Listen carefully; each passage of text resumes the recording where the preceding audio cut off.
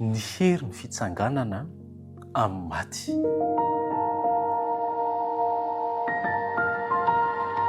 Fifaliana ho indray no miaraba ho antsika natratra ity fotoana faran'izay nijerentsika ny lohahevi-dehibe dia le hoe fitsanganana amin'ny maty ity. Aloha nijerentsika ny ten'Andriamanitra indray sy andiniantsika ny teniny manasantsika hanondrika ny lohantsika hivavaka. Rainay tsara indrindra ny an-danitro dia raha Lazaro voninahitra no atolotra ainao satria tonga ny fotoana faran'izay anatanteranay sy amelabelaranay ny teninao. Koa magataka ny fanainao masina hatrany izahay mba hitoetra atao anatinay, hampahery anay hatrany eny ny teny izay horenesinay ankehitriny. Amin'ny anaran'i Jesosy Kristy no hanononanay izany mivavaka izany. Amen. Ny hery ny fitsanganana amin'ny maty.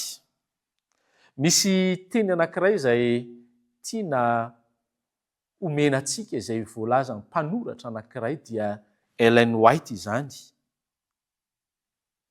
Hoy izy ny teny hoe voatery nandositra ny anjelon'ny Satana nanoloana ny hazavana mamiratra sy mahery avy tamin'ireo anjelon'ny lanitra ary nitaraina mafy tamin'ny mpanjakana izy fa nesorina tamin'ny kery teo amin'izy ireo ny hazany ary nitsangana tamin'ny maty ilay Jesosy izay nankahalain'izy ireo fatratra.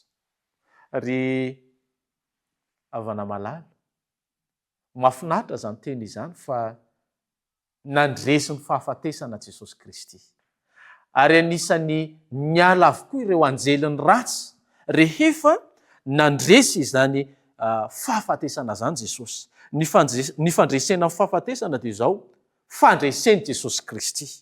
Jesosy no nivoaka avy tao amin'ny nanakadrana azy. Fampaherezana lehibe ho asy ho anao izany. Afaka ny andresy ihany koa tsika rehefa miaraka amin'ny Jesosy Kristy. Fandresena lehibe izany satria manao ahoana? Nivoaka avy tao amin'ny fasana izy tamin'ny maha-mpandresy lehibe azy.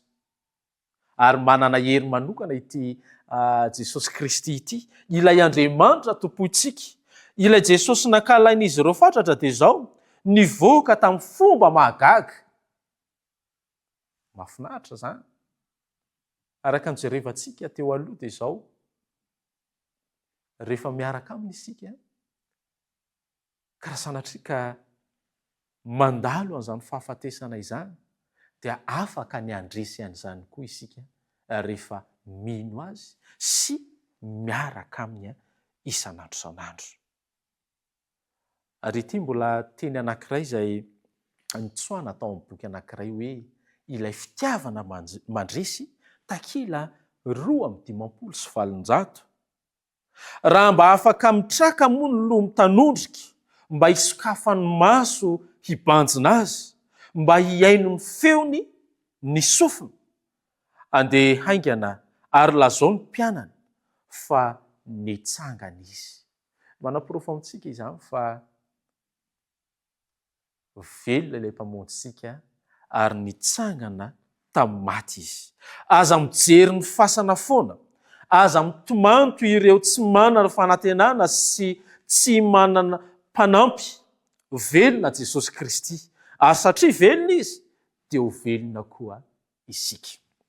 Ry havana malala, afatra ho antsika amin'ity androany ity dia ity. Aza mitomany intsony. Aza mitomanto ireo tsy manana fanantenana. Aza mitomany toin'ireo olona tsy manana mpiaradia aminy sy tsy manana olona mpamonjy. Antoko ny fiainantsika dia izao, satria velona izy dia ho velona ihany koa isika. Ny herin'ny feony, ny feon'i Kristy no hamoy ireo izay maty ka miaradia aminy. Ary ny fiainana mandrakizay dia izao, hivoaka amin'ny voninahitra ary hanana fiainana mandrakizay ireo olona izay niaraka taminazy mandrakariva nandritry ny androm-piainana. Andeha haingana, andao hanainga isika ary lazao ny mpianatra fa nitsangana Jesosy Kristy. Afatra lehibe no tian'Andriamanitra ho ampita aminao dia ny hoe andeha aingana lazao ireo mpianatra. Be dia be ireo olona izay very fanantenana no hany, miandry asenao, andao hampita izany afatra izany ihany koa amin'izy ireo isika. Ary rehefa mampita izany isika dia tsy ho ela dia ho avy ilay Jesosy Kristy nandrasantsika, izay hamarana ny tantarany tany, hamarana hatreo ny zavatra izay iainantsika eto amin'ity tany feno fahoriana ity. Ny tompony hitahantsika tsiraray avy, ka mba ho anisany handova ilay fiainana mandrakizay izay efa omany Jesosy Kristy ho antsika nia izasy ianao. Amen.